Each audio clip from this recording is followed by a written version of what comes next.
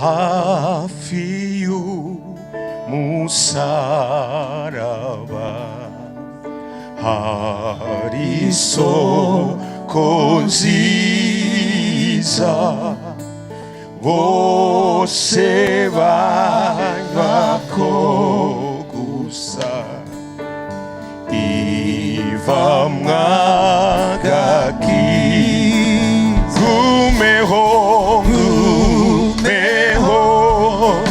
gumeho ku giti ca Yesu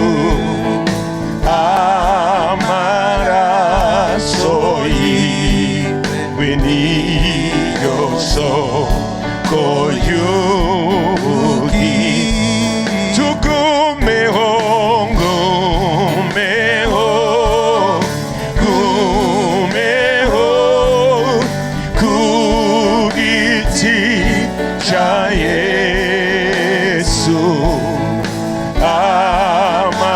amaraso yiwe niyo soko y'ubugingo hafi y'umusaraba marosi imbabazi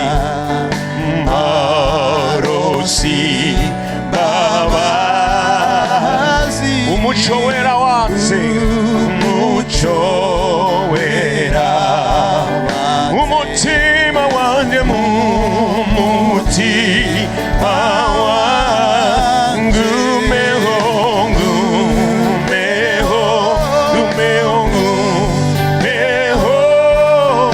ku giti ca Yesu amaraso yiwe niyo soko y'ubugingo hafi y'umusaraba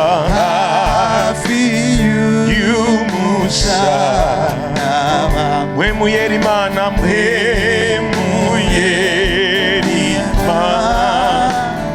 unyereka umukiza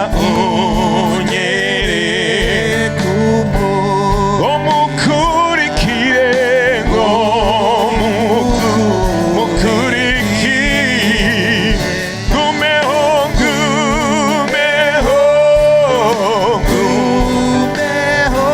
ku giti ca Yesu amaraso yiwe niyo soko niyo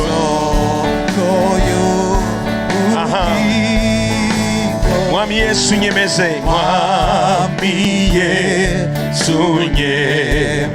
uwo musaraba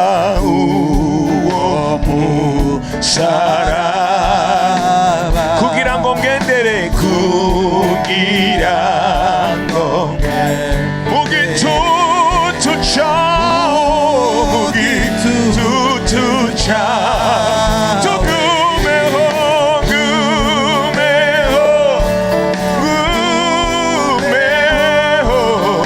ku giti ca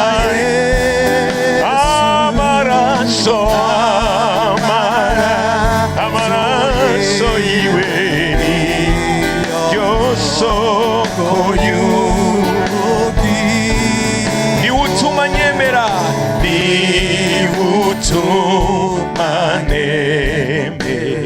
kwanga iby'isi byose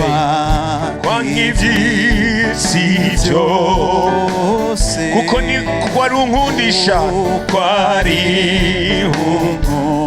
Yesu yapfiriye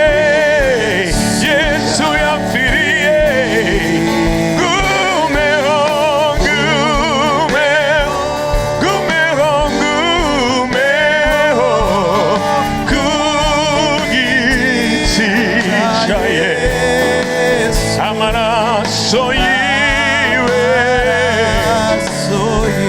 haleluya vuga cyane uti hafi y'umusaraba niho nihonsohoramba haleluya nihonsohoramba dorereye cagihe zoja mukuruzi zoja mukuruzi gumeho gumeho gumeho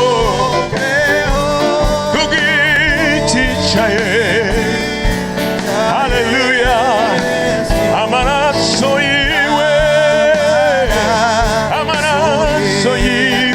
niyose n'amajwi yacu tuvuga tuti gumeho gumeho gumeho gumeho ku giti ca Yesu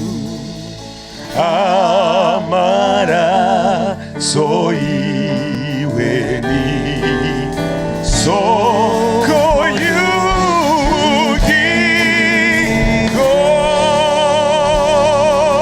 y'ubugingo. Hallelujah.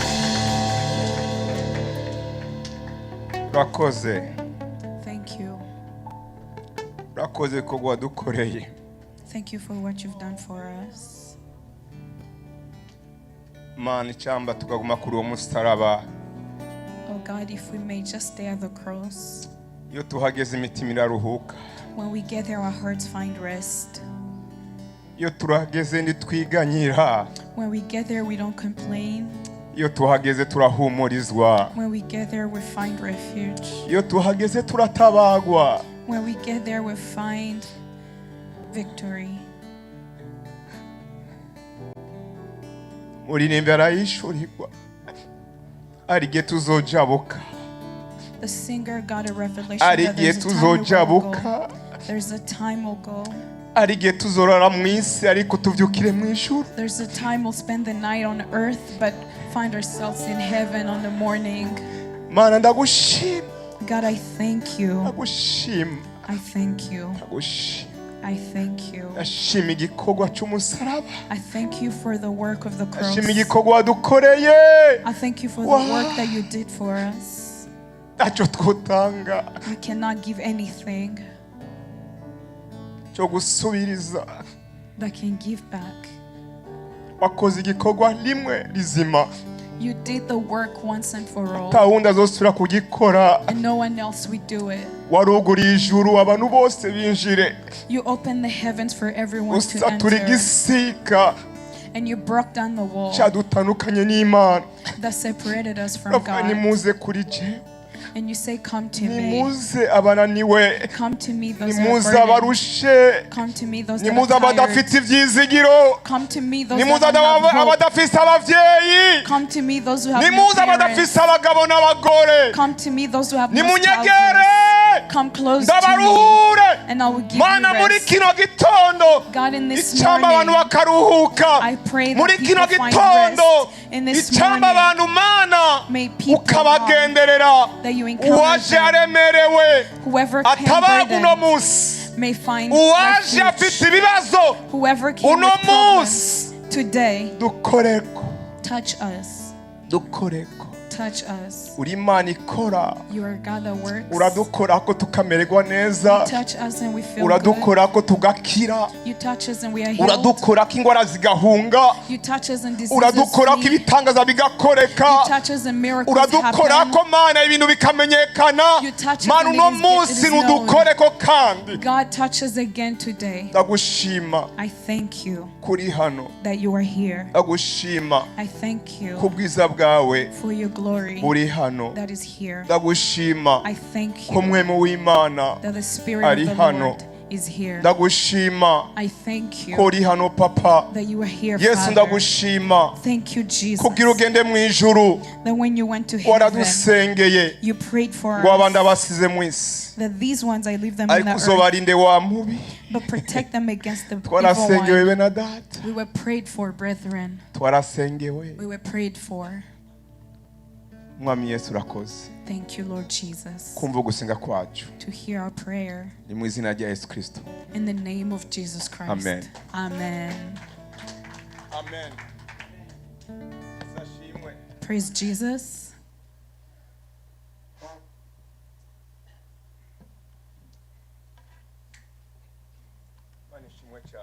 Praise God.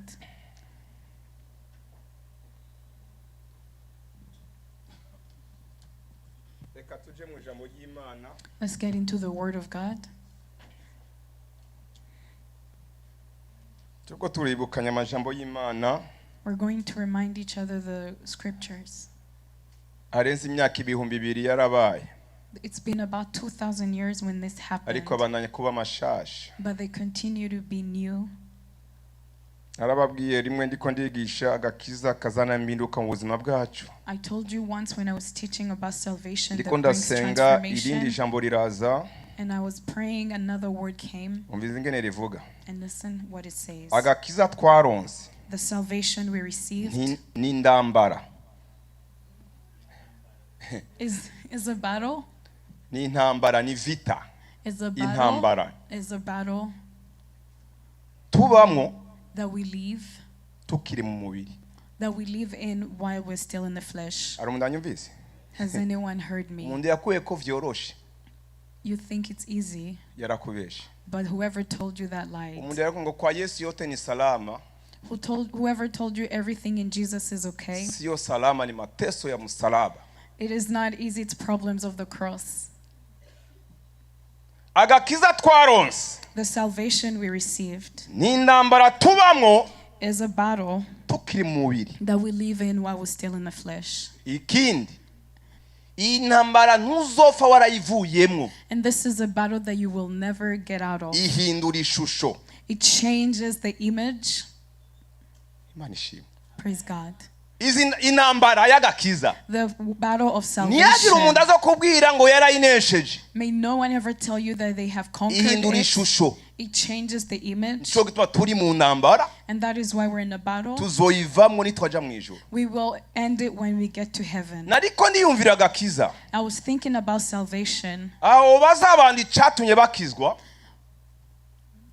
Abantu icyatumye bakizwa. If you ask people why they were saved, Ari usanga abantu bakije kubera ibintu byinshi. you will find out that people were saved for many Ndababaje reasons. ngamwotangara reka ndeke kubaza ico kibazo murashaka gutangara abantu ivyo bakijijwe. If I ask people here, you may be shocked by the reasons Imana they were ishimwe. saved. May God be praised. Mu gukizwa In salvation, arakandi Imana yanyishuriye reka ndakwereke. there's one thing Mukozi God w'Imana revealed iri to kurashaka me. guhaguruka.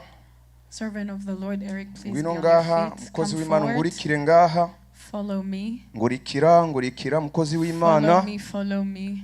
Urashaka kwinjira muri akakumba. You can enter in that room. Wow, urashaka kwinjira muri akacyumba. You can stay in that room. Ndabiragakiza. Look at salvation. Nabirico umwami yakoze. Look at what the Lord has done. Imanishi. Praise God. Arantu twari twarabohewe twese. There's a place where we were all locked. Uyu mugabo agiye ku musaraba. And when this man went on the cross, Aragenda ujya mugabo ndavyizigiro. that man has no hope, Nta munezero. no joy, Ndakazoza. no future, Ndavyizigiro. no hope. Ntazari karaja. He doesn't know where he's Ntabona headed. imbere. He doesn't see in the Ntabona front. inyuma. He doesn't see in the back. Mugabo umwe aja ku musaraba. But one man went on the Fata cross. ishusho. Look at this Ko image. twese. That all of us, Hajya niyo twari tugaranye. we were closed in a space like Uyu mugabo that. araza. And that man, aragenda. and he went Amusanga ngaha. and found him there. asanga wa musuma. And he found the thief Aramusohora. and got him out. Amaze kumusohora. And after he got him out, Amubwira mbabarira. he said, "Forgive me. Ntuzunyibagirwe mwami. Don't forget me, Lord." Aramubwira uno munsi. Today, Apana ejo. the Lord told Uno him munsi. today, not tomorrow. Tuzakuba turi kumwe. We will be Muri together paradizo. in Uyu mugabo paradise. arabohoka. And Yari that man umusuma. was Yari free. umuntu akomeye. Yisanga mu ijuru ataryo But he yakoreye. found himself in the Raba icyo heaven he didn't gikorwa work for. cy'agakiza. Look at that work of the Amahera. salvation. Money Bitangira. cannot buy N'amahera it. twotanga. There's no amount of money badusengere. that we can give for us to be prayed Ngo for, wakira agakiza. to receive Ngo amahera salvation. wotanga. The money you can Usengerwe give, gukira. that you be prayed for N'umuntu akora ivyo, salvation. Even the person hari who does umunsi that, there's a time azohura n'uwamuremye. that they'll meet their Creator. Imana ishimwe. Praise God. Hallelujah. Hallelujah. Urumva ko agakiza ufite ko ari intambara. You see that the salvation you have is a Wari uzi ko battle. ari umunezero. You thought it's a joy. Imana ishimwe. Praise God. Ninde yarazi ko agakiza ari umunezero ni salama yote kwa Yesu. Who thought that salvation is just Urakoze, joy and all is urakoze well mwene in data Christ? napanisha arundi duza ukuboko babone ko yote ni salama. Raise your hand if Yote everything siyo is salama. good. Everything is not okay. Imana ishimwe. Praise God. Urumusingira sindeba. I won't take a lot of time today, Ariko numva umutima wanje uruzuye. but I feel my heart is full. Naragusengeye ndarondera ngira umunezero. I prayed for this and I found joy. Namba ari umuntu agira itiro ryinshi ni jewe. If there's anyone who has a lot of sleep, Uno it's munsi me. nabuze itiro. But today I couldn't find sleep. Nisanga nagiye muri salo ndabayo. And I found myself in the living Kandi naryamye room. ndevye. But I went to bed late. Sinaryamye munsi ya saa sita z'ijoro. I didn't sleep before midnight. Ariko saa 10 n'igice numva itiro ryose riragiye. But by 4:30 I was awake, all the sleep was gone. Numva ko nova mu cuma kagenda muri salo. I felt I should leave the room and go to the Ngasubira living room gusenga. and pray again. Agakiza twaronse The salvation we ni received intambara is a battle tubamwo that we live in tukiri mu mubiri. while we're still in the flesh. N'urugo rwawe ni intambara. Even your home is a battle. Tusijifanye batakatifu nditwigira abera. We cannot make ourselves Nidushobora saints. kumara umwaka tutagonganye n'umugore We nibikunda. cannot spend a Namba whole we year bishika without Imana going iguheza. against our spouse. Ni intambara urugo. Even our homes are a battle. Gusirika, gushavurirana. Being angry at each other. Reka nibaze leta se nibigera mushavurirana n'umugore. Let me ask Tessa, don't you ever get angry with your wife? Tuvyihoze. Let's leave that. Imana ishimwe. Praise God. Imana ishimwe. Praise God. Umenye ko ari intambara. Know that it is a battle Tutaragenda mu bindi. when we haven't gone in other things. Ivyo uri kuracamo byose ni intambara. Everything you're going through now is a Ubuzima ucamo battle. ni intambara. The life you go through is a battle. Ibintu utabona byose ni The intambara. things you don't see is a Ibintu battle. udashikira byose ni intambara. The things you don't reach are also Bituma a agakiza battle. kawe That make your salvation kajegajega. get shaken. Ni wabisobanukirwa When you understand ko that, agakiza twaronse that the salvation we received atari kujya no kunwa, is not just eating and drinking. ariko ni imbaraga n'ubushobozi. It is power and strength. Turakwiye kuba maso. We are supposed to be Nasenze careful. Imana uno musinge ndebuke buke ndabiko mu ntahura. I pray to God that I can go slow so you may understand. Imana ishimwe. Ndiko ndasenga Imana imfashe nzo ngenda buke buke. I'm praying to God so that I may be able to go Noshobora kuvuga slowly. ngiruka cyane. I may speak so Ngibaza fast, ko mwankurikiye. thinking that you follow. Ninasohoka mbajije umuntu But when I step out and I ngasanga ask ko na someone, nariko ndikomera induru ndigira I gusa. just find out that I was just making noise and talking to myself. Imana ishimwe. Praise God. Hallelujah. Hallelujah. Reka dusome amajambo y'Imana abikorinto ba kabiri We're going to read the word of God in 2 Corinthians. igice ca 10. 2 Corinthians chapter 10. Murashobora kumwereza na mikoro Abrahamu. Igice c'icumi ku murongo wa gatatu 2 Corinthians chapter 10 verse 3. ushaka kuri gatandatu ava naho turi n'umubiri nitugwana mu buryo bw'umubiri kuko ibigwanishwa by'intambara yacu atari ivyo mu buryo bw'umubiri ariko imbere y'Imana bifite ubushobozi bwo gushingura karimbi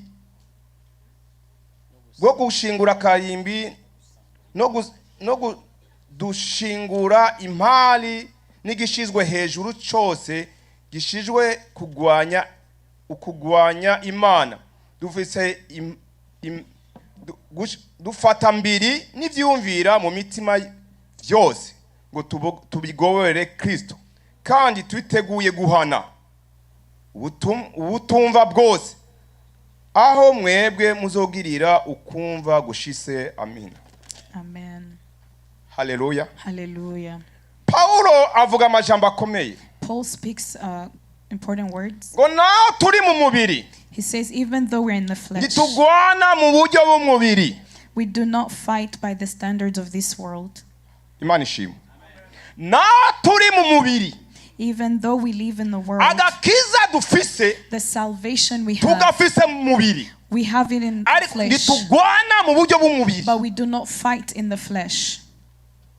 haleluya Hallelujah. agakiza twaronse The salvation we received kaje mu mubiri came in the flesh, gahindura imitima changed the hearts. kamaze guhindura imitima After changing the hearts, tugeze mu mubiri when we get in the flesh, ntitugwana mu buryo bw'umubiri. we don't fight in the flesh. Ariko aranyumva? Is anyone listening? Iyo tugwanye mu buryo bw'umubiri When we fight in the way of the flesh, turananigwa. we get tired. Agakiza tuvuga, The salvation we talk Ngwenu. about is in the spirit. agakiza tuvuga The salvation we talk ni about ubushobozi bw'Imana. is the power of God. Na turi mu mubiri Even though we are in the flesh, ntitugwana mu buryo bw'umubiri. we don't fight in the way of the flesh. Ariko aranyumva? Is anyone listening? Haleluya. Hallelujah. Na turi mu mubiri Even though we are in the flesh, ntitugwana mu buryo bw'umubiri. we do not fight in the way Igihe of the cyose flesh. uzogwanara iby'Imana mu mubiri Anytime you fight about God in nicyo the gihe flesh, uzonanirirwa. that is the time you will get tired. Ikitwica nk'ishengero What kills us as a church, intambara yose ije every battle that comes, tuyigwana mu buryo bw'umubiri we fight it in the flesh tugaca tunanirwa. and we get tired. Haleluya. Hallelujah. Subiye inyuma gato, Going back a little, iyi ntambara y'agakiza this battle of salvation, yatanguye Yesu ataravuka. it started before Jesus was born. Itangazo risohose gusa Even when the announcement came out, umwana Yesu the child Jesus yinjira mu nda ya Mariya, went in the womb of Mary. intambara iratanguye. As soon as that, the battle started. Imana ishimwe. Praise God. Intambara iratangura. The battle started. Ari impamvu Imana yarondeye umukobwa ari fiancé. There's a reason God sought a woman that was engaged. Urazi icyo yabikoreye? Do you know why he did it? Yanse gufata umukobwa atari fiancé He didn't take a girl that was not niyamushiramo engaged. Kristo If he had put Christ mu in mategeko her, y'abayuda in the law of the Jews, bari kumwica. they will kill her. Imana itegura umukobwa But God prepared a woman ataramenya icyaha. who had not known sin. Marayika aramugenderera The angel went to her asama inda.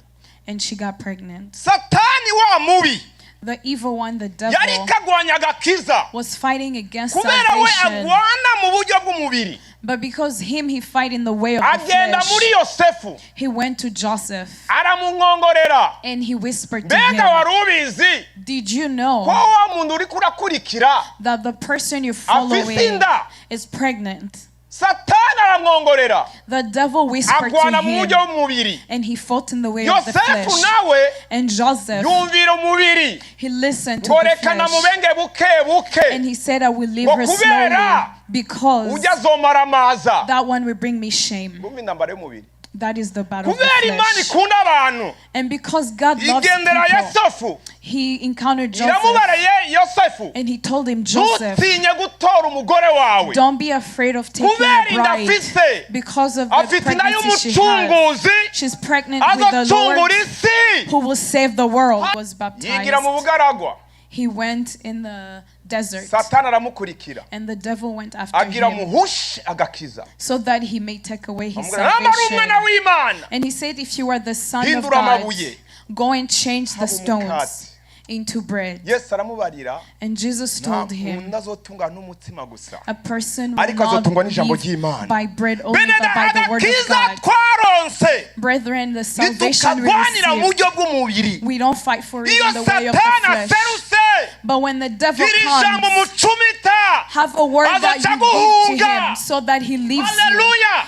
Hallelujah. Imana ishimwe. Praise God. Ako niko gakiza niko ndavuga. And that is the salvation I'm talking about. Pana kuryoshya abantu matwi. Not just to sweeten Ndabonye people. muronsa amahera menshi. I see you getting a lot of Ndabonye money. uhindura imodoka. I see you getting Ni cars. byiza. It's good. Mbega bigukura bikakujana he. But where does it Niko take you and ndiko where does ndakwira it ijambo take you? rihindura ubuzima bwawe. I'm telling you a word that Ukamenya changes intambara turimo. battle we're Agakiza fighting. twaronse. The salvation we receive. Agakiza waronse. The salvation Ni intambara. is a battle. Agakiza twaronse. The salvation we Ni receive intambara. is a battle. Nico gituma ndiko ndagerageza ndarisigure neza. And that is why I'm trying to explain very well. Namba uri kurasamara. If you are being distracted, Samari. continue to be distracted.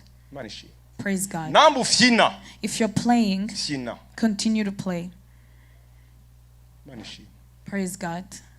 namba uri kurakina If you are playing, niwikinire, continue to play. ariko But namba warakiriye umwami Yesu if you have received the Lord Jesus nk'umukiza w'ubugingo bwawe, as your Lord and Savior, umenye igihe wakirijwe, know the time you were saved, umunsi watuye. the day you declared. Yumva neza, Listen, ni umunsi watanguye intambara. that is the day you started the battle. Aramundi yumvise iryo jambo, Did anyone hear that word? banishimye. Hallelujah. Umunsi wakiriye Kristo The day you received Christ nk'umwami n'umukiza as your Lord and w'ubugingo Savior bwawe, of your soul, uyo munsi nyene that day niwo munsi watanguye was the intambara. day you started the battle. Banishimye. Praise God. Utarakizwa Before you were nta saved, ntambara wari urimwo, you were not in any wari mu bintu battle. byose wishakiye, You were in anything that you wakora wanted. ibyo ushaka, You did whatever you ukavuga uko wanted. ushaka, You spoke as you wanted. ugatukana uko ushaka, You would insult people as you ukabora uko wanted. ushaka, You get drunk as you ukasamba nuko wanted. ushaka. You will commit Ariko adultery umunsi as you wakiriye wanted. Kristo, But the time you received intambara Christ yaratanguye. was the time you Mukuge started ujya battle, wavuyeko so that the one you have left agusubize muri kajya kumba. wants to bring you back in the room where Hariho you were abantu locked. basubiye muri utwumbuto. There are people who return to those Utu. rooms. These ones. Hariho abantu badusubiye. There are people who return there. Araririmba. They dance. Ngo ririmba satana sa we ririmba gusa. The devil says Warasubiyeyo. continue to sing, but you've returned Uko there. apa. You were Aha in ni there. urireka kubesha You were sha. in there. Stop lying. Ugasenga. And you pray. Satana sa urabesha sha uri The hajya. devil says continue to pray, Ubuzima but you're ubwamo there. The life you are in sagakiza. is not salvation. Uraririmba. You sing, Ukitwa bishop, you are called bishop, ukitwa pastor. you are called pastor. Ariko kubera utazi kuri mu ndambara y'agakiza, But because you don't know you're in the Imana battle of iriko irakuraba, salvation, God is na looking Satana at you, akuravye, and the devil looks akakubona at muri you, kajya kumba wabayemo and they kera. see you in the room where you were locked in before. Biraryoshe kumva ivyo bintu. Is it good to hear that? Numva ko ari bibi. Isn't it bad to Rega hear hari abantu bari that? mu rusengero bari hari barasubiye aho bavuye. There are people in the church who return to where they came from. Imana ishimwe. Praise God. Turi ku bwoko bw'Imana. Are we together, Iri church jambo of riko God? ririnjira.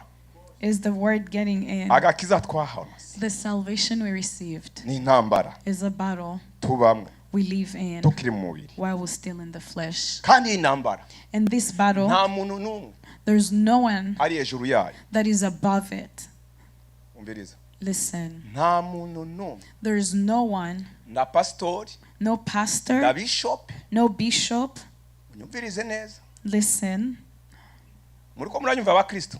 are you listening to me? Aka gakiza twaronse This salvation we ni intambara received tubamwo is a battle we live tukiri mu in mubiri. while we are still in the flesh. Zihereye muri aba bishop bagazi bicaye ngaho izi ndebe muraho zidasa n'izindi. Starting from the bishop sitting in Aba the niho front, you see ziheramo. these chairs are different. Intambara zigahera The battles indani. start here in the front of Babiri them. ntibumvikana. Two may not even Batatu understand each other. ntibumvikane. Three may not Intambara understand ziri each ngaha other. nyene. The battles are right here in front. Imana ishimwe. Hallelujah. Hallelujah. Hallelujah. Hallelujah. Intambara Hallelujah. ziri izi ntebe ziragakizwa, izi ntebe zirahinduka duhinduke. The battles that are Urabona here izi on ntebe these zingene chairs. zisa neza. You see how these chairs are Icambi imitima good. y'abakozi b'Imana. I pray that the Namba turi green hearts tugasa of green. these of the people of Ariko God. urazi ko muri green undi yera undi yirabura undi Yesu we tuba tugowe. You know that in this chair there's white and black, but if we are not the same Kubera there's a iki? problem. Why? Tuba turiho turagwana intambara y'umubiri. Because you are fighting the battle of the flesh. Imana ishimwe. Bakozi Praise b'Imana God. murambabarira. Servants of God, Ariko reka tuze forgive me. twigisha ukuri. But let's Abantu teach bamenye the ukuri. truth. And people Abantu will know the bagendere mu truth. kuri. People Abantu will walk bamva in the ukuri. truth. Murabona ingene abaririmbyi ari beza. You see how the singers are Murabona good. ingene ari beza basa neza. You see how they look good. Ugasanga amakara bambaye And you see the colors they are wearing. barashobora umunsi wo kwambara amakara asa kabisa. One day they may choose to wear Ndani the imitima same yabo. colors, but their Amakara hearts, ntasa. the colors are not the same. N'amakulele. Imana ishimwe. Praise God. Kubera iki? Why? Twarenze kumenya intambara turimo. We've gone beyond knowing the battle we're in. Hallelujah bwoko bw'Imana. Praise God, church of Hallelujah God. shengero. Praise God. Hallelujah. Agakiza Hallelujah. twaronse ni intambara. The salvation we received Tukiri muri is a uno battle mubiri. we live in while we're still in the Ntiwihende. flesh. So don't lie to Kongera yourself. narashitse. that you are saved, bongo ulifika wapi? Nturashika. you haven't reached. Turashika. You haven't reached yet. Niwigisha ukabona ibitangaza birakoretse nturashika n'ubuntu. Even when you teach and you see miracles happening, you haven't reached. Niwasenga abadayimoni akagenda wagira ubuntu ntacyo washoboye gukora. If you pray and the demons flee, it is by the grace of God. You are still in the battle. You are still in the battle. When you speak and you find people are being blessed, it is because of the grace, but you're still in the battle. Hallelujah. Hallelujah. Manishimwe. Praise God. Ngo ibigwanishwa dufite twe. Paul aravuga.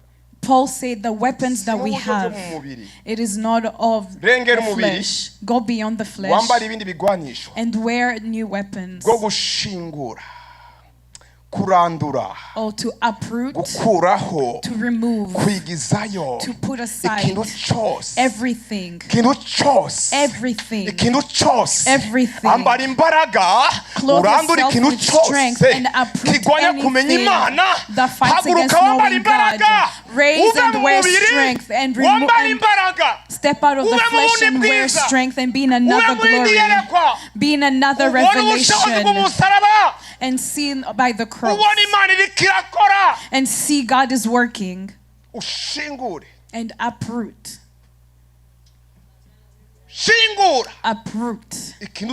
anything that doesn't obey God. Uproot anything that doesn't obey God. Uproot anything that is not righteous. Even if it's pastor, remove them from that chair.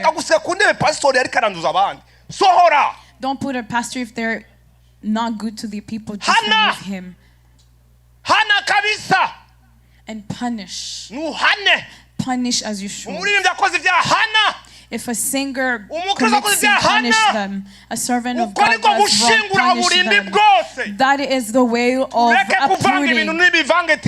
We should not mix up things. The word is really getting in. Praise God. Praise God. Praise God. Paul said we hold captive every thought. We take captive and we make it obedient to Christ. We take every bad thought. We take anything we can talk about and we make it to know the cross.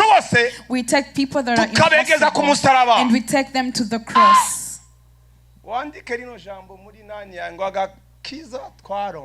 Write that word in your journal. The salvation we received is the battle we live in while we're still in the flesh. Some people say that salvation is a joy we live in until Christ comes back. But that person is lying. It's a battle that we live in until we are victorious. Praise God. Kwa Yesu ni sambamba, kwa Yesu ni amani, furaha milele na milele. Milele utabiwaga siku ya mwisho. Uzabimenya igihe nicyashika. Imana ishimwe. Praise God. Hallelujah. Hallelujah. Fata ivyumviro byose by'abadayimoni. Take captive every thought of the devil. Ndababwiriza ukuri. Let me tell you the truth. Nambari nambara mbi. If there is a bad battle, it is the battle of the flesh. Nambara y'umubiri. Because the battle of the flesh. If a person insults you, you insult them back. If a person disrespects you, you disrespect them double. If a person hates you, you get your hatred twice.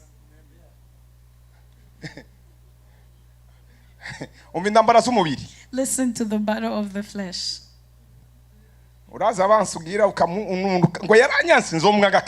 You know that people, your enemies, and you say, oh, they hate me, I will hit them twice. The battle you're in, try your best and do good to this person. Hallelujah.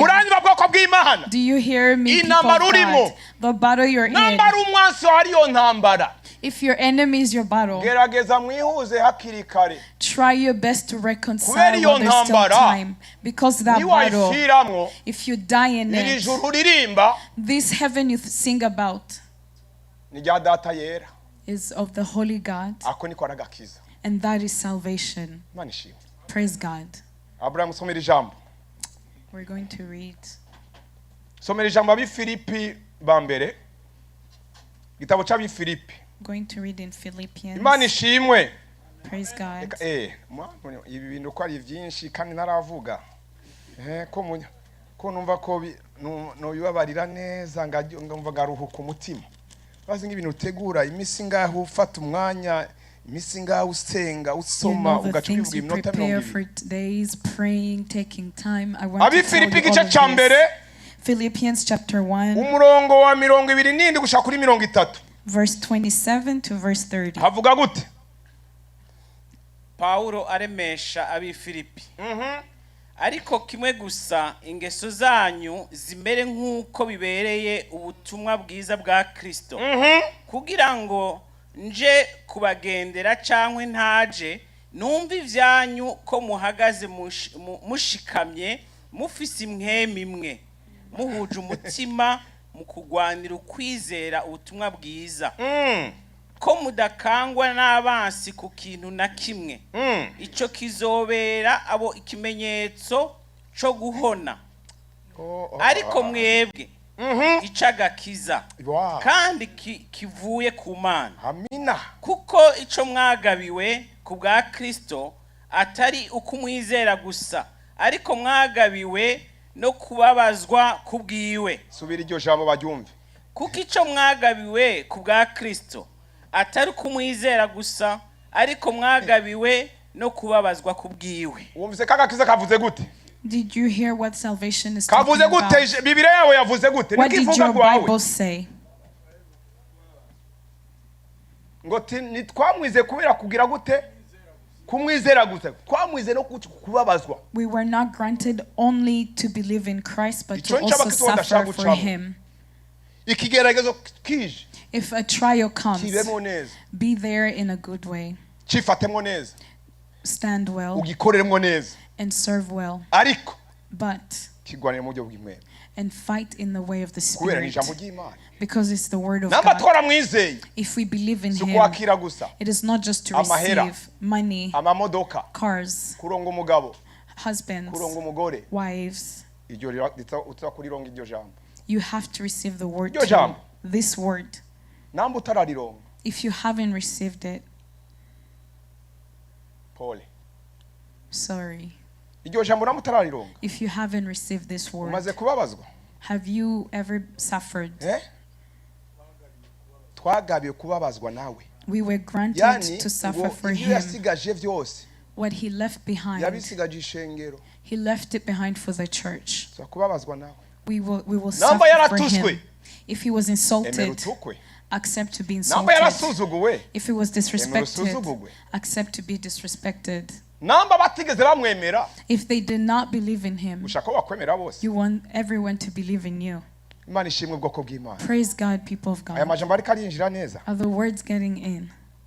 Twahamagariwe no kubabazwa nawe na Kristo apana n'abandi kandi kubabazwa na Kristo ivyo no babazwamwo jewe sivyo vyiwawe. We were called to also suffer for him, and whatever I may suffer for may not be the same for you. The things I go through are different from yours. So don't look at what people are suffering from. Look what is making you suffer. That person, God left them. Why do you think that person was abandoned by God? But the word of God says you will be suffering because of him. God will take you through a place so that you can be suffering. After I have tried you, I will take you out shining as gold. I will take you and put you in the desert, and I will try you. And after I'm done trying you, I will take you out of the desert. I will bring you to the people who said you were abandoned. Agree and go through everything that will make you suffer. And go with Christ in all your pain. People don't like to suffer.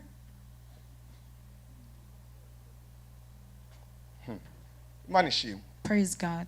reka dusome ijambo rigira gatatu. So let's read another word. Shaka kwa majambo abi Filipi gatatu karindwi. We're going to read in Philippians chapter 3. Agakiza twaronse n'intambara tubamwo tukiri mu The mubiri. salvation we received is a battle we live in while we're still in Filipi the flesh. gatatu igice cya gatatu murongo niwashaka uhere ku murongo wa 11. Philippians chapter 3 verse 11 gushika kuri 16 to verse 16. Dusoma ya Filipi gatatu duhere ku murongo wa 11. Mwuzuye ivyamwa byo kugororoka. Hera ku murongo uhere ku murongo w'indwi mukugira bavyumve neza. Let's start from verse 7. Hera ku murongo w'indwi bavyumve neza. Nanje birambereye kubiyumvira ko gutyo mwese kuko ndabafise mu mitima kuko mu ngo yizanje. Abi Filipi igice cya gatatu umurongo w'indwi gushika kuri 16. Uko Paulo yakobeje ngo afatanye na Kristo. Agize gute? Afatanye na Kristo. Ariko ivyahora bimbera inyungu ndavyumvira ko ari ubuhombe ku bwa Kristo. Eka mbere n'ibintu byose ndavyumvira ko ari ubuhombe. Kubwo ikibirengeye nico kumenya Kristo Yesu umwami wanje. Kubw'uwo nahombye ibintu byose. Ndavyumvira ko ari umwavu kugira ngo ndonke Kristo. Kandi mboneke ko ndi muri we. Nafise ukugororoka kwanje kumwe kuva mu vyagezwe. Ariko mfise kumwe kuzanwa no kwizera Kristo. Yes. Niko kugororoka kuva ku Mana. Guhabwa uwizeye. Ngo ndamumenye n'ubushobozi bw'ukuzuka kwiwe no gufatanya nawe imibabaro yiwe. Gufatanya ikijya jambo riragarutse. Imibabaro yiwe shushanwe n'urupfu rwiwe. Ngo kumbure nshike kukuzuka ko bapfuye. Si kugira ngo mejeje kubihabwa. Si kugira ko nahejeje kugihabwa nibaza no kuhavuga. Ngo kumbure nshike kukuzuka ko bapfuye. Si kugira ngo mejeje kubihabwa cankwe ngo mejeje gutunganwa gose. Yes. Ariko ndabandanya kugira ngo mpore gufata kimwe catumye nanje ubwanje fatwa na Kristo Yesu. Bene data, jeho kubwanje sinibwira yuko maze kugifata. Ariko ico nkora ni kimwe gusa. Yes. Nibagira ibiri nyuma ngashishikarira ibiri imbere. Wow. Ndakovya gushika aho dutanguranirwa ku mpera y'umuhamagaro w'Imana muri Kristo Yesu wo kuja mu ijuru. Hallelujah. Nuko abatunganijwe uko dutungana twiyumvire dutyo. Kandi namba hari ico mwiyumvira ukundi Imana izokibahishurire naco. Mugabo rero ukuri dushitsemwo kube ariko tugenderamwo. Amen. Hallelujah. Hallelujah. Umvengene Paulo ariko aravuga. Listen to what Paul is saying. Yarazi ko agakiza yaronze. He knew that the salvation he received was the day he started the battle of salvation. And he said, everything I'm going through, are there things I have agreed to give up on? There are things we have given up on. If you haven't given up and say, oh, in my family we get angry, continue to get angry. And you say, us, no one touches us. May it remain that way. But Paul says, everything that was against me, everything that I upheld, everything that I found of value, I looked at it, I weighted it. After weighing it, I looked at salvation and I found it to be above all else. And that is why I press on. sinsubira inyuma. I don't go backward. sinibuka ibyo nabayemwo. I don't remember what I intambara lived ndiko through. ndagwana The battle I'm fighting sizo navuyemwo. is not where I came from. No. intambara ndiko ndagwana The battle I'm fighting, sizo navuyemwo. it is not where I nizo came turiko turana from. nago mu gakiza. It is the one we're fighting against in the battle. The battle we encounter in salvation are the ones we fight against. Praise God. ivy'inyuma The ones of the past, I don't Ico remember ngora. what I do. amaso yanje My eyes, ndabona umusaraba. I look at the cross. ndabona Kristo. I see Christ. ndabona insinzi. I see victory. ndabona umunezero. I see joy. ndabona gutabagwa. I see victory. ndabona ijuru. I see ndabona heaven. kugira neza. I see good. ndabona amahoro. I see peace. ndabona gukira. I see healing. ico niko ndakora. What I'm doing, niko ndabandanya. I press on. bene data Brethren, va mu mubiri get out of the flesh ugwane mu ndambara y'agakiza. and fight your battle in Wambara the spirit ibigwanisha. and clothe yourself with Uburyo the bwo muri weapon mwemu. of the spirit. abo tunigana Because the ones we sabi fight n'amanyama against n'amaraso are not of flesh and wariko ni blood, mpwemu mbi but they're z'ahantu evil mu kirere. spirits of the bondi skies. basinzira They don't sleep. nta mwanya bafite wo gutakaza. They have no time to baronda waste. ingene batwica. They are finding ways ariko to kill nawe us. But ambara you imbaraga too z'agakiza wear the power of the Ushobore spirit guhagarara udasinzwe. so that you can stand invincible, ushobore so that kuzimya imyambi y'abamugwanizi. you can fight against urazi the imyambi. arrows. You know the arrows. satani mu gukora imyambi When the devil urazi intambara works on his y'imyambi arrows. nica abandi kivunga nicera abandi icarimwe. Oh, the arrows of the devil don't Umwambi. kill people collectively. An arrow, urazi umwambi you know the arrow. n'umuntu wawutumberejeko. It goes to one person. umwambi The arrow. samasasi It is not bullets. uciye muri wewe If it goes through you, wica abantu babiri it doesn't kill two people.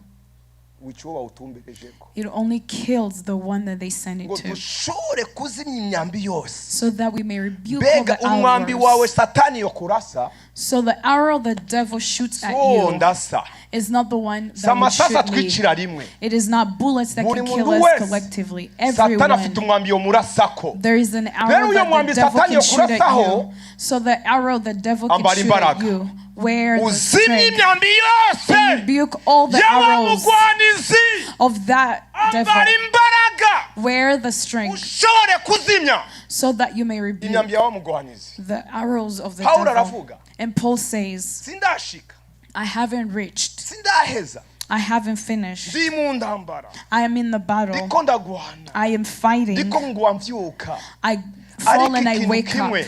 But one ari thing, ikintu nabikiwe imbere. there is a prize for ari me. igisibo nabikiwe imbere. There is a prize for ari me. umunezero nabikiwe imbere. There is a joy for ari ijuru me. nabikiwe imbere. There is a heaven reka for me. nihangane So I will be patient gushika ku mpera y'umuhamagaro wawe. until the end of my calling.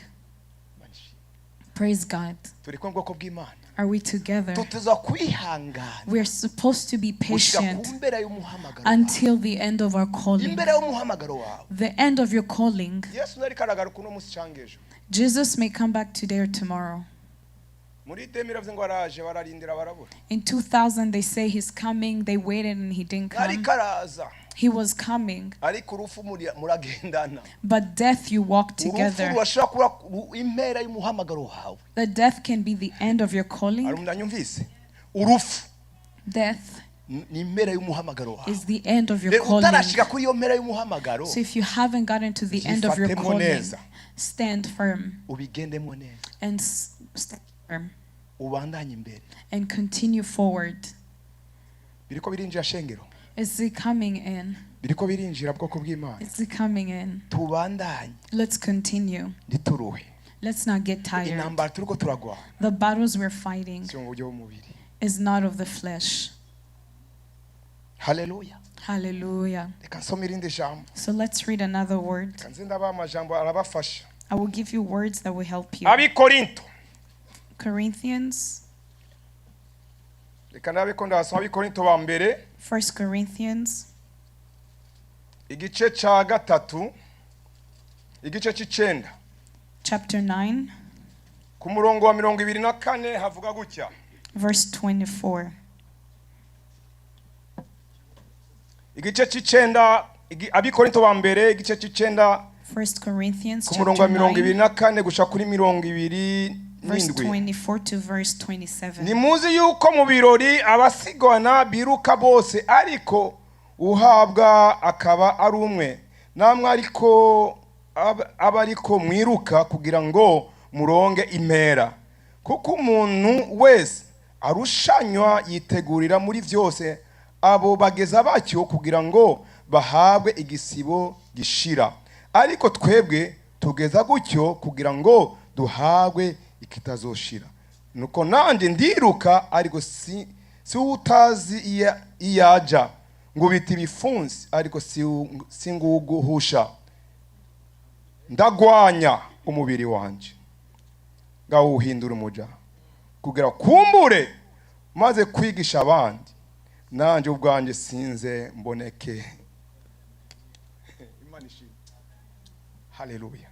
Hallelujah. Abari mu birori, the ones who are in a party. Urazi Kiswahili wanasema washabiki. Washabiki na abarorerezi.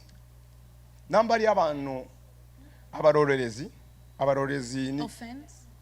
Abantu barorera ibi. Oh, referees. Imana ishimwe. Thank you. Urazi kuba ukunda ekipe. You know when you love a team. Urakunda ekipe. When you love a team. Wewe icyo ukora, all you do, urarorera ibiriko biraba. You are watching what is happening. Ukarorera ibiriko biraba. And you look at what is happening. They play. Basinze. When they win, bo baratahana insinzi. For them, they go with the victory. Ugatahana ya nzara wagendanye wakurikiranye. And you go with the same hunger you had when you were watching. Iyo babasinze. When they lose, ukababara ukabura n'itiro. You go home, you are sad and you can't even sleep. Urumva ibintu byo mu isi ariko. You see the things of the world. Imana ishimwe. Praise God. Yesu we ibintu ndabikate ndavyihoza amasaragiye ba. Imana ishimwe. Ukarorera. And you're watching. Goli inaingia. Oh, there's a goal in. There are people in church. Oh, they sing well. They preach well. But what transformed you?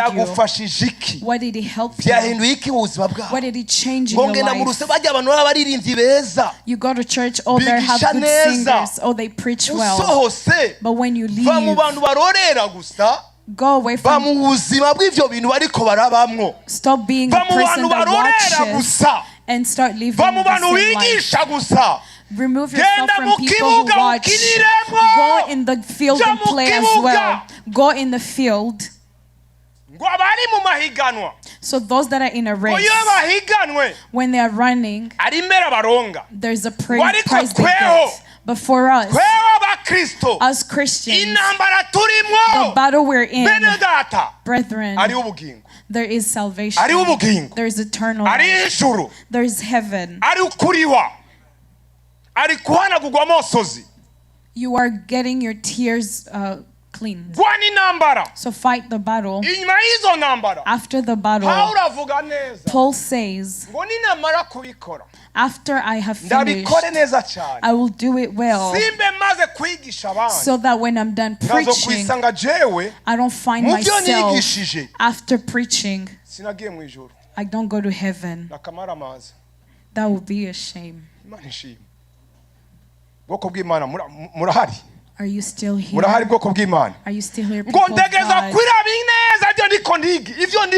So I have to see that everything I'm doing, I do it well. So when I'm done doing it well, I'll come back and I will introspect and see that what I'm preaching to others, is it the life I'm living? The songs I sing, is it the life I live? And if you find it's not the case, repent.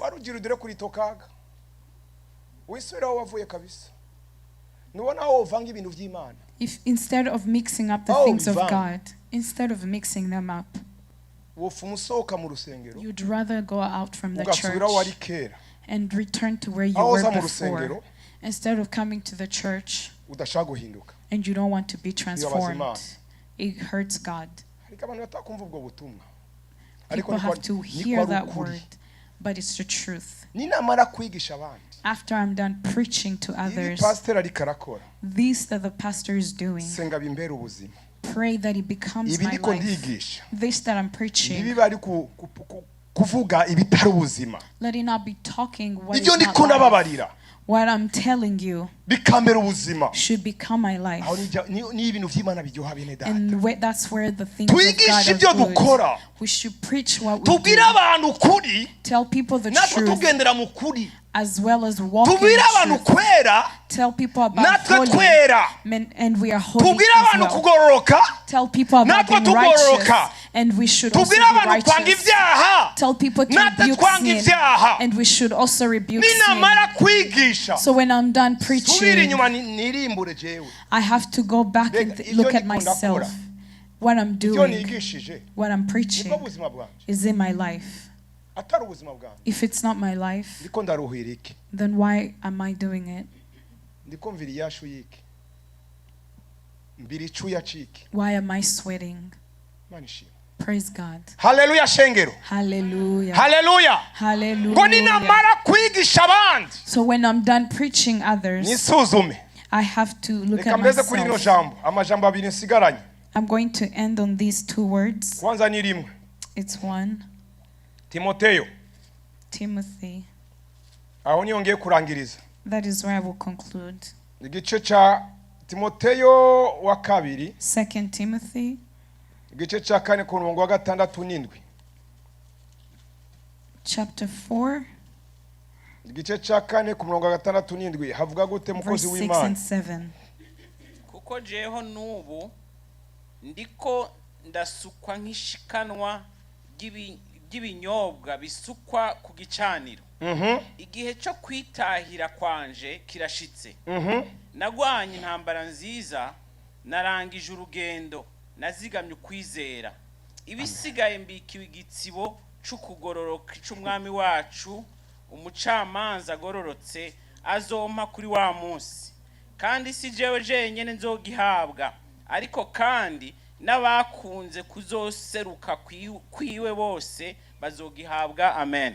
Amina. Kuko jewe nubu ndiko ndasukwa n'ibisukwa ku gicaniro, For I am already being poured out like a drink offering, igihe cyo gutabaruka kwanje kirashise, and the time for my departure is near. nagwanye intambara nziza, I have fought the good fight. ndangije urugendo, I have finished the race. nazigamye ukwizera. I have kept the faith. Nagwanye intambara nziza. I have fought the good fight. Haleluya. Hallelujah. Umva iryo jambo ry'ivyizigiro. Listen to that word of hope. Narizigamye, I withheld. naririnze. I protected Urazi myself. guhagarara ukavuga, Imagine standing and nagwanye intambara saying, nziza, I fought the good ndiko fight. ndabona ndiko ndaja, I can see where I'm ndiko going. ndabona ibyo I nasezeranyiwe, can see what I was promised. ndiko ndabona ibyo nasengeye, I can see what I prayed ndiko ndabona for. umwami Yesu, I can see the Lord ndiko Jesus. ndabona ijuru, I can see heaven. ndiko ndabona umukiza, I can see the ndiko ndabona Savior. ko ngiye kuruhuka. I can see that I'm going za to ntambara rest z'umubiri, of the battle of the flesh. narihanganye, I was nagwanye patient. intambara nziza. I fought the good fight. Mbega uri kugwana intambara imeze But gute? what kind of battle are you Uri kugwana fighting? intambara imeze What gute? kind of battle are you Naragwanye fighting? intambara, I fought the si battle. intambara gusa, It wasn't just a battle. narazigamye I was patient. ukwizera, I kept the good faith. narazigamye I kept the faith. icyo nabikijwe, I kept what I was narazigamye given. I kept agakiza the nahawe, salvation I was given. narazigamye. I kept.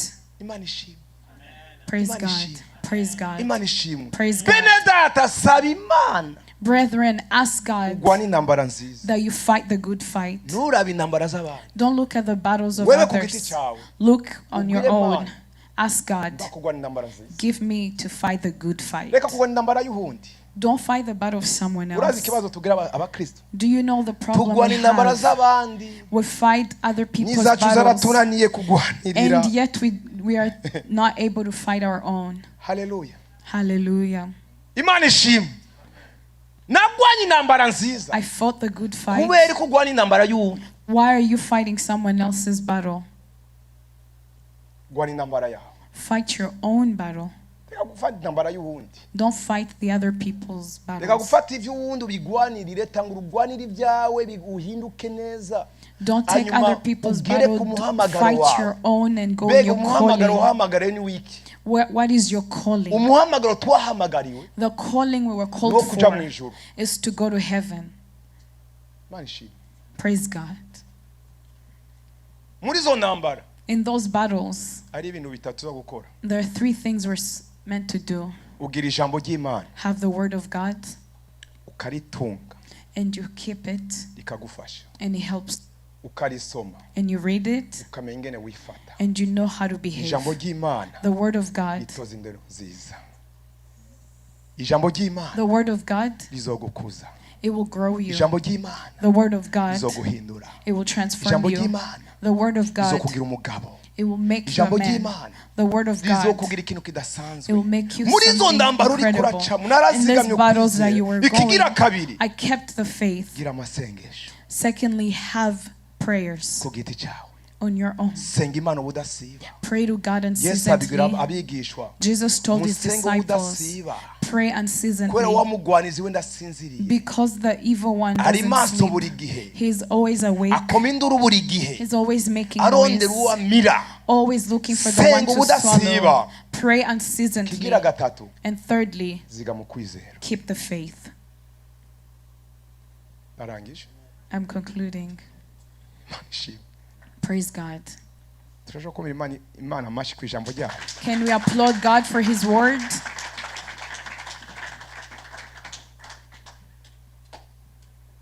I kept the faith. In this journey we're on, do you need this prayer today? God, I want to continue forgetting all things, forgetting all battles, forgetting all insults, forgetting all my burdens. My prayer today is to pray like Paul prayed. I can see where I'm going. Close your eyes and let's pray.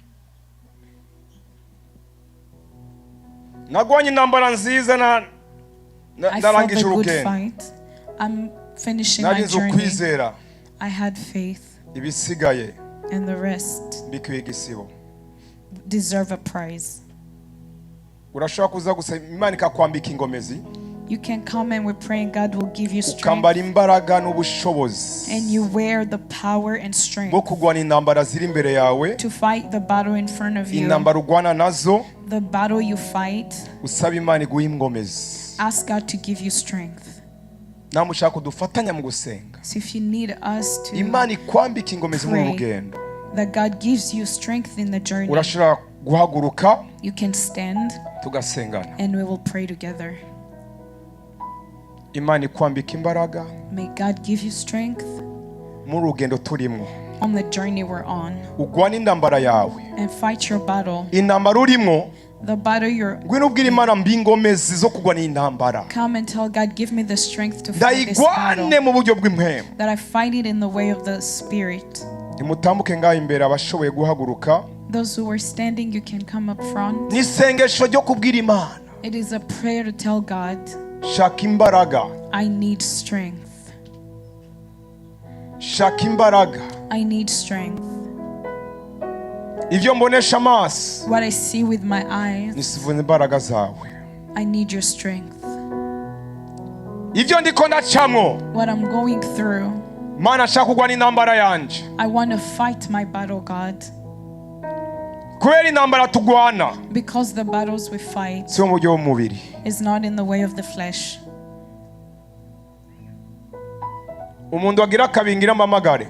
Another person I would like to call is a person who hasn't received Jesus Christ, so that they can receive him today and declare that the Lord Jesus is his Lord and Savior. So if that person is here, you can stand and receive Jesus Christ.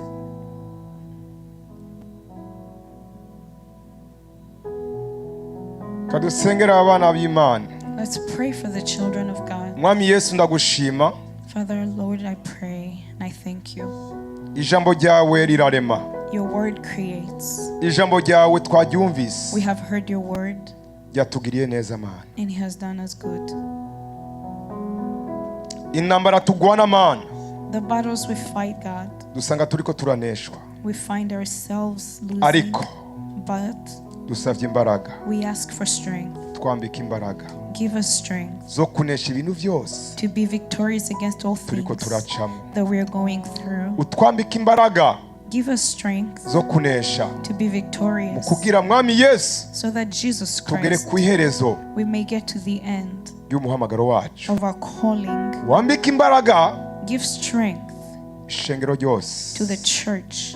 Mwami Yesu, Lord Jesus, what I pray over the church is that we may finish our battle well, that we may finish our journey well, that whatever we do here on earth, the word we preach here, the songs we sing, everything we do, Father, give us to fight the good fight, that we be victorious. You will be doing good to us. Give us your strength and may your blood cover us. I thank you, Father, that there is a strength they're wearing and you're the one who did it. In the name of Jesus Christ our King. Amen. Amen. Yes, abahezagire. May Jesus bless you all. If there are people who are sick, you can stand and we will pray for you. If they're there,